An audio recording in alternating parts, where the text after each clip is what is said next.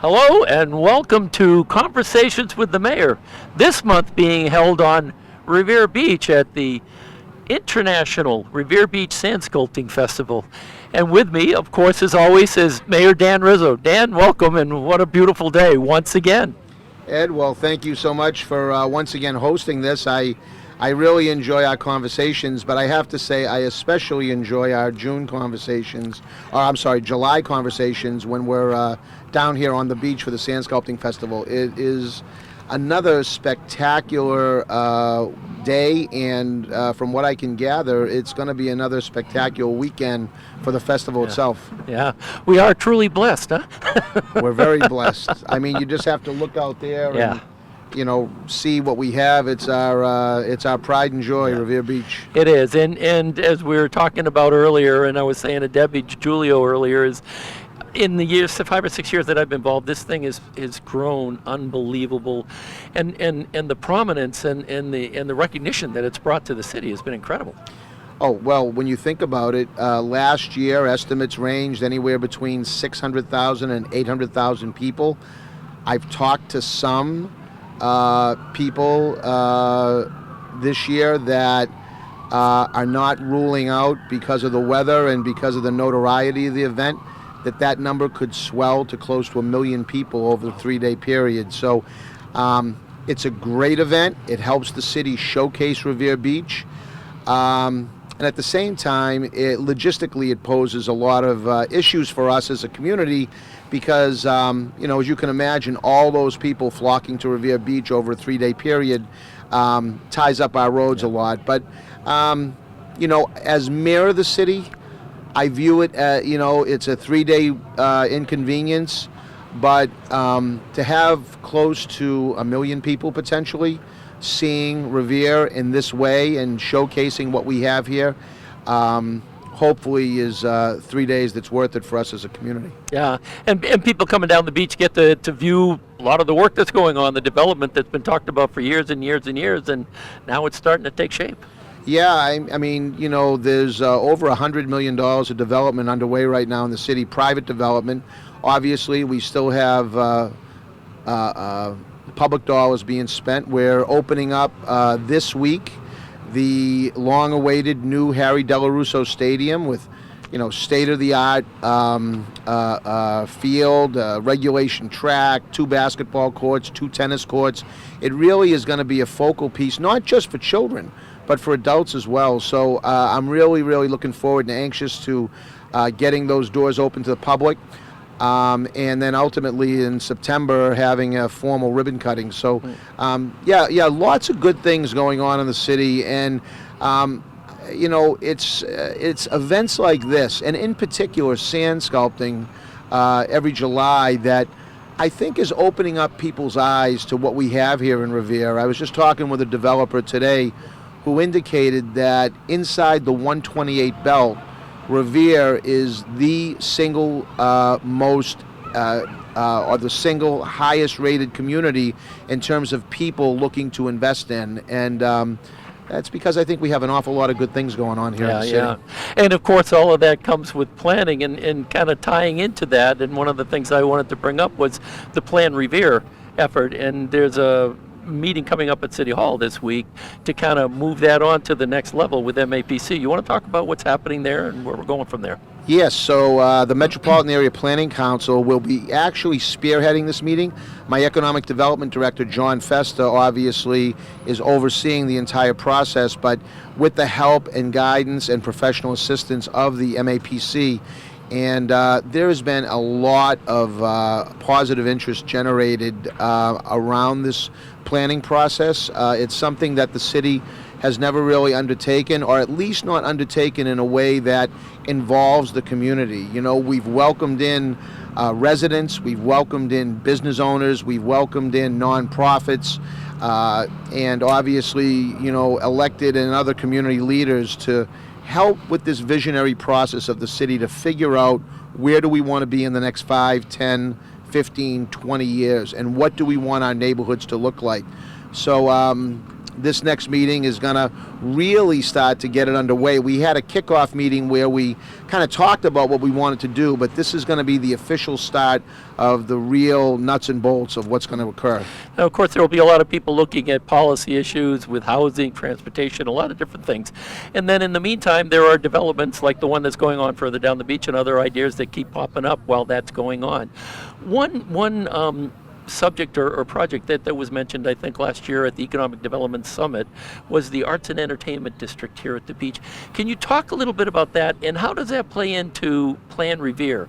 Is that a separate effort, or how does that plug in there? Great question, Ed. I think that ties right into what we're doing. I mean, we're setting up this Plan Revere process, this visionary process to kind of create a roadmap for the city.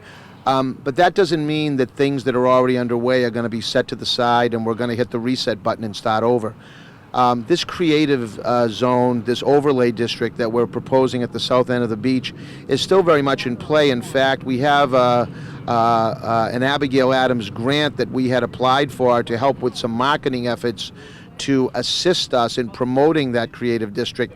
Unfortunately, I believe monies that were set aside to fund these type of grants have been cut by the governor, and so just literally an hour ago we sent a letter to our state delegation asking them to override the governor's veto and restore those funds, because while it's not a large amount of money that we'll be receiving, it is enough money that will give us those marketing tools that we need to really kickstart that. And that's really what we want to see happening on the beach. I mean, we want to see, artists down here putting their canvases out here on the beach, and musicians, and other, galleries and other things like that that will give people a reason to come down here to Revere Beach. Yeah, well, that'll be interesting to see happening, and of course, I'm looking forward to the Plan Revere projects and stuff like that, because as you know, I'm going to be part of that whole process. So, looking forward to it. Looking to other things within the city, and of course, this being summertime, one of the big events, of course, is the farmers market. This year, it's moved from Revere Beach down to Broadway, right by the American Legion City Hall. You want to talk a little bit about how that's going and what's planned there? Yeah, it's going tremendously well. I mean, I think, a farmer's market to me is just one of those quality of life issues. I mean, of course, it gives people access to healthy and organic type foods that as a community, we want to see people enjoy. The farmers market for the last several years, while we're happy and proud to host it, has been down on Revere Beach on Thursday afternoons, which I've been lobbying for it to be moved since becoming mayor back in 2012. Finally, it was decided that we would move it up to Broadway, again, the central business district of our community, and it is really working out well. They've got the space there, they've got the parking, and there's a constant traffic flow of local residents that are really taking advantage of it. And it's only a couple weeks old at this point, and so already the interest that's being generated, and I believe the way that it's being received by the community bodes well for the future for the farmers market, definitely. Apologize for the airplane noise. We forgot to reroute the traffic while we were doing the show, so we'll bear with it. Talking about the farmers market, and of course bringing it about, and I think Andy Janota, she's with Revere on the Move, Revere Cares, that whole group. I know there's a number of people, El Baker, Dimple Rana, a whole bunch of people that are involved in that whole thing. They do such a great job. It's amazing. Tell me about what it's like having them with these initiatives.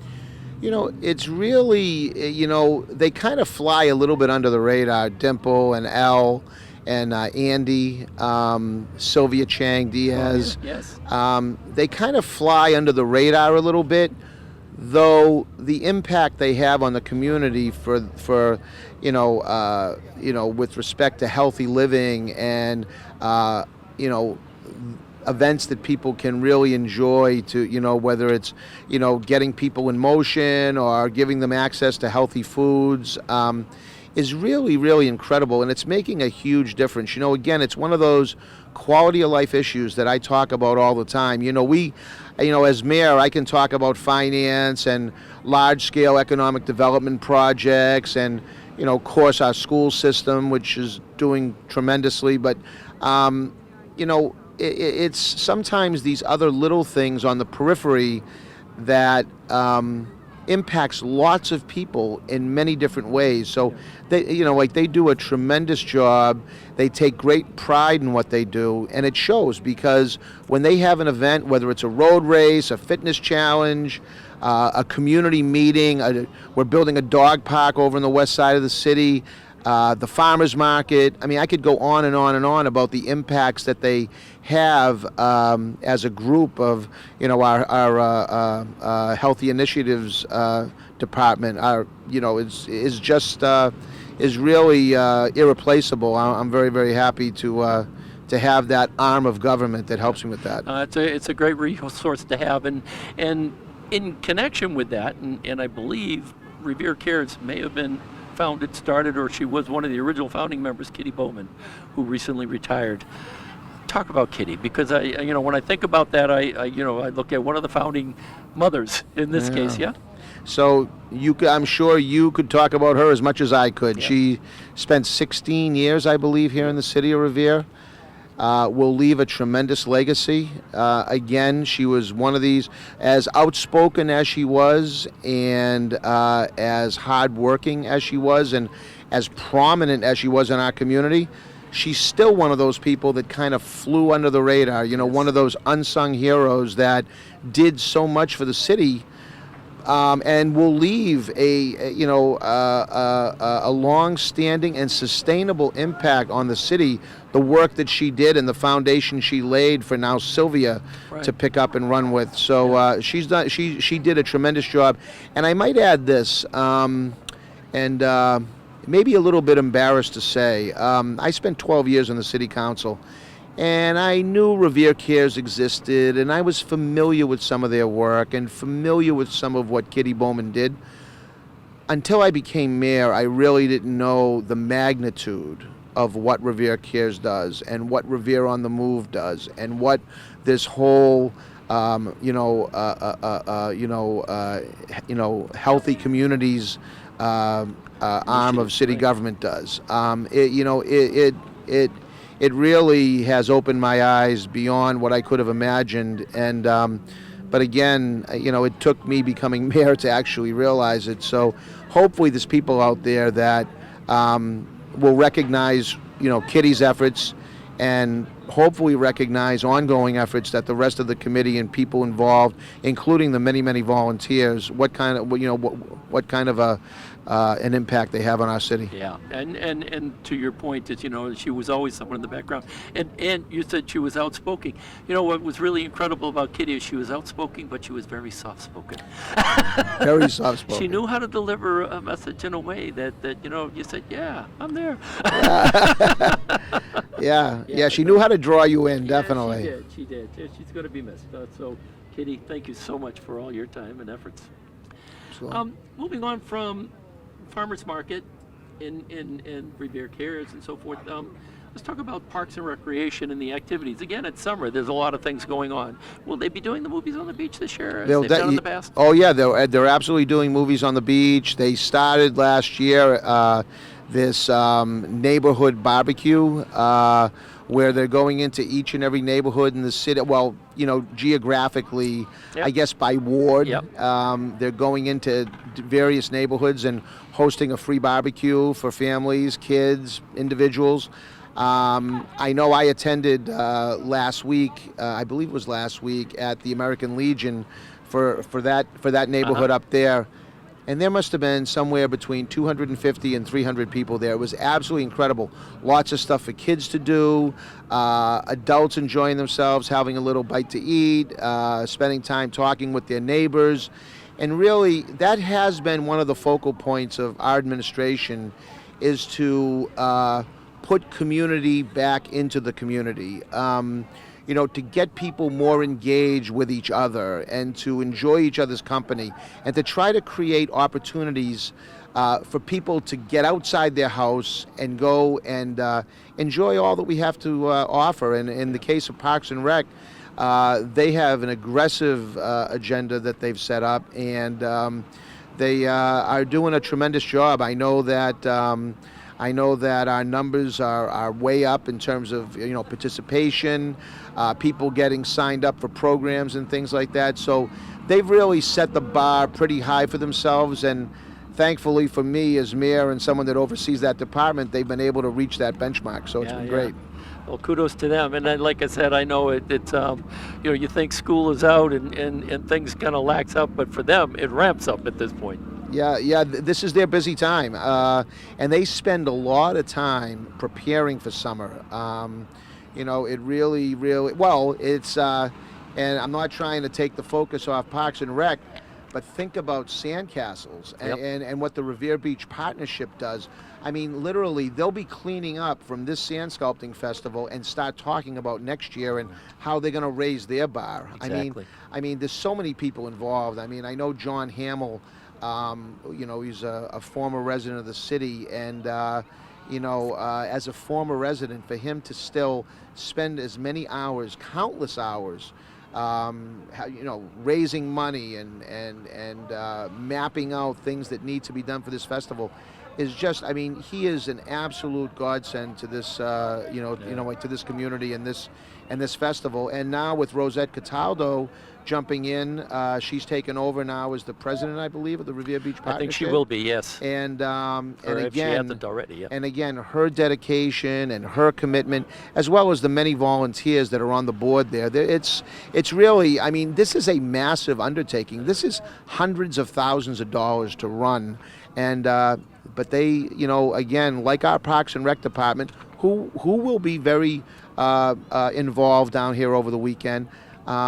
It takes a lot of planning to make it successful. Well, you just made a point here, because it isn't just the Revere Beach Partner, it isn't just Parks and Recs, it's the city of Revere as well. I mean, we know the DCR, state police, and all of that stuff, but I mean, people from all through the municipal, if you will, part of the city, the DPW and so forth, they're all involved in this, are they not? Absolutely are. Police, fire. Yeah, absolutely. I mean, it really is you hit the nail on the head, Ed. It's a community event, and it's our marquee event. It's one that I think the city, historically, at least from my perspective, has always been extremely proud of. It's so great, and I know you'll be spending a lot of time down here over the next few days to see the families walking Revere Beach and to see people's faces when they view these beautiful sculptures and the many different food offerings down here, the entertainment that we have, the rides for kids.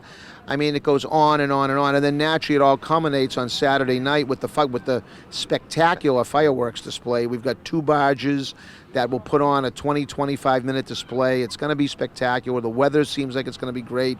So yeah, but it's a true community event that everybody rallies around, and quite honestly, it wouldn't be as successful as it is if we didn't have that cooperation. Yeah, exactly, from everybody involved. And it goes back even to the leaner days when it was really difficult. I had been on the advisory board, and I knew, as you said, the planning and the work goes into it. And when you're scraping and trying to pull everything together to make it happen, it's so wonderful to have people come back to support you and give you the cooperation you need to bring it about and keep this thing going. So yeah, kudos to everybody involved. Yeah. Speaking of which, I understand one of the, if you will, highlights is going to be a hot air balloon. You think you're going to take a ride in it? So I'm excited about the hot air balloon. I will probably take a pass on it, more than likely. I think we might do a show from there.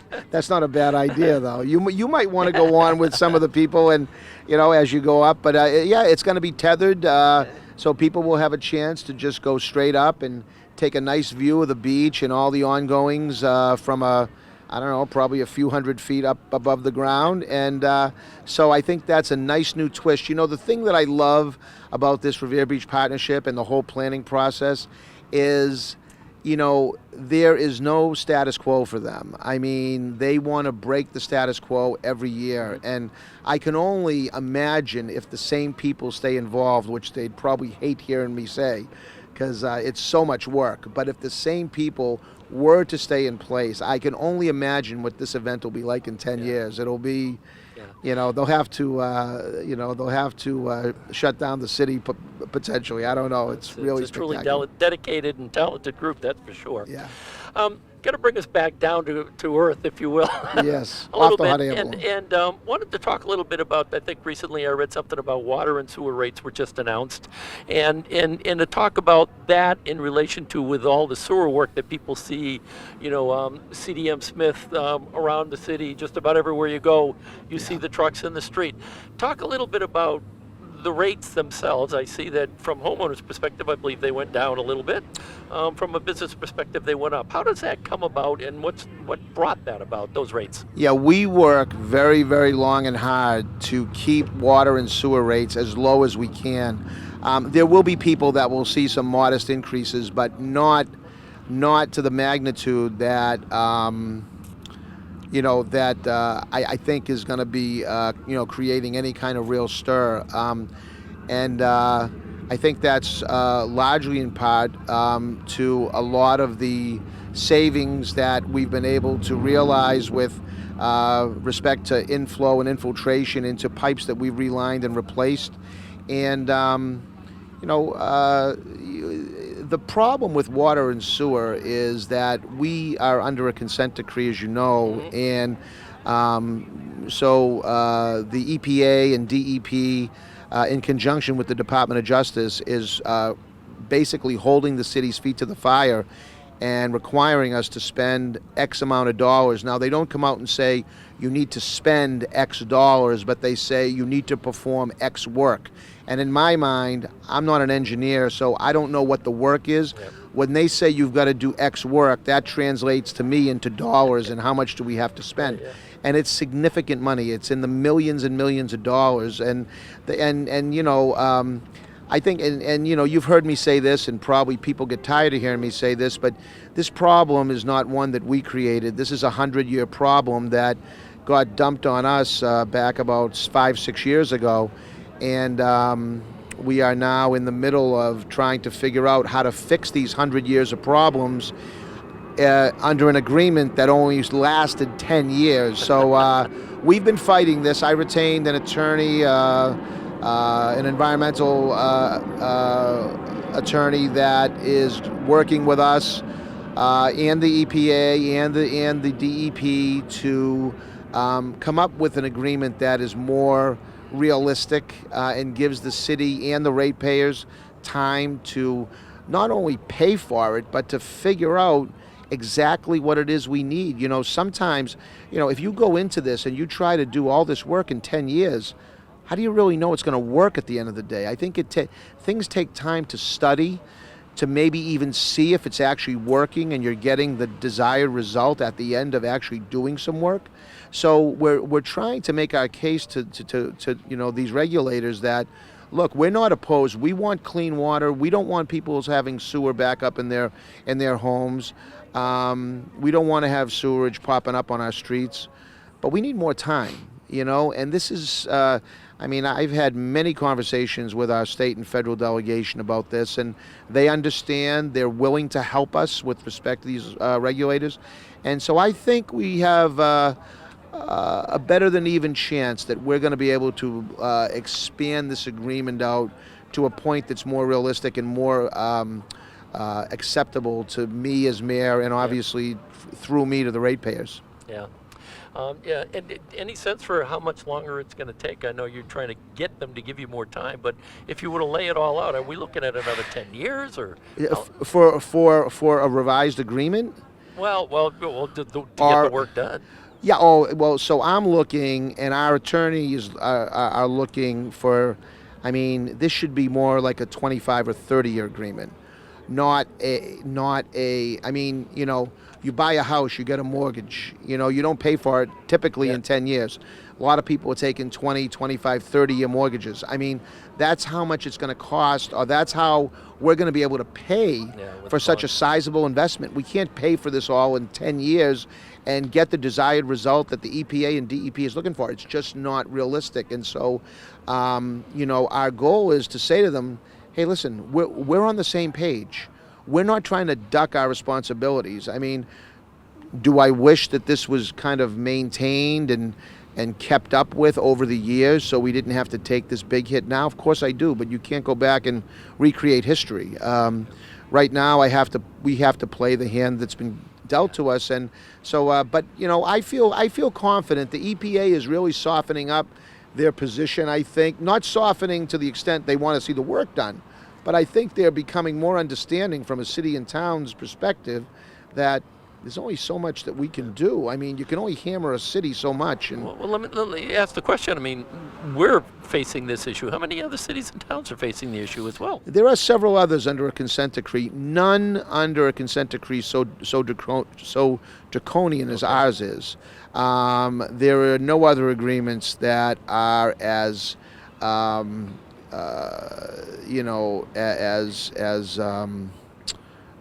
difficult to keep up with. Yep. Or to accomplish than ours. And so that's the reason. If this was an agreement that was set out, and I just came into office and, okay, we've got 25, 30 years to fix this, and then we could meet and have a sit. Right now, it's like I've been scrambling for 3 years to try to keep up with what's been dictated to us by the Department of Justice, and simultaneously preparing our case to expand out the terms.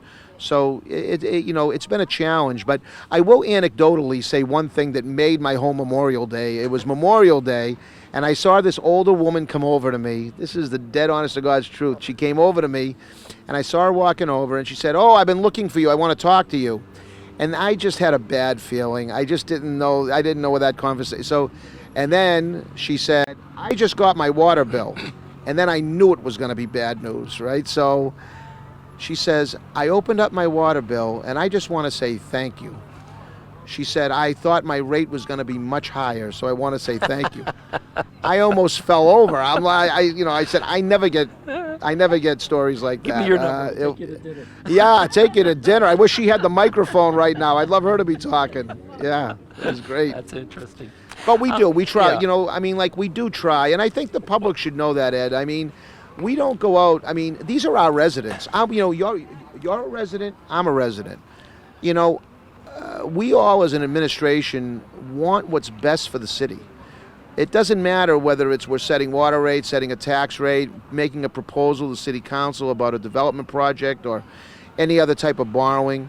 This isn't, this is about what's best for the city and how we can give our residents the best quality of life they can living in this city. And, I wish I had a magic wand and fix every problem in the city all at once. Yeah. I can't do that, but people should know that we work very, very hard to try to do, across every category of government, to try to do what is best for residents. As you were talking about it, I think back to Deer Island and what Boston and the state of Massachusetts were under in terms of cleaning up Boston Harbor, what that effort was, and more or less forced on the city and the state to do, and it was fairly hard to make that happen. I mean, we all experienced huge rates in our water and all that to get that done. Now we've got these beautiful waters, so hopefully it won't be as bad for us getting this done, and someday we'll be able to look back and say, this was a good thing. Hopefully. Well, Ed, now, you're a grandfather now? I am. So, right. And so think about it. I mean, yeah, we're biting the bullet now, and nobody likes to pay their water bills. But think about what would have happened had we let sewerage continue to pump into these beaches, let that mucky brown seaweed get all over your grandchildren as they come running out of the water like it did, quite honestly, for us when we were kids. Yes. And what would it be like today, and what will it be like for their kids down the road? So, I mean, as painful as it is to open up and get that water bill and have to pay it, we're talking about preserving what we have here, one of the cleanest beaches right now in the country, as reported by the Boston Globe about a month ago. One of the cleanest beaches, because we have taken on that responsibility ourselves, and that we have said we're not going to pass on things worse than we got it. We're going to pass it on better. Exactly. No, well said. going back to another subject, or coming to another subject, if you will, November election is coming up. I know you've got some people who are going to be running against you. I think there's 2 running against you, if I'm not mistaken. But I look at the councilor at large race and the school committee races.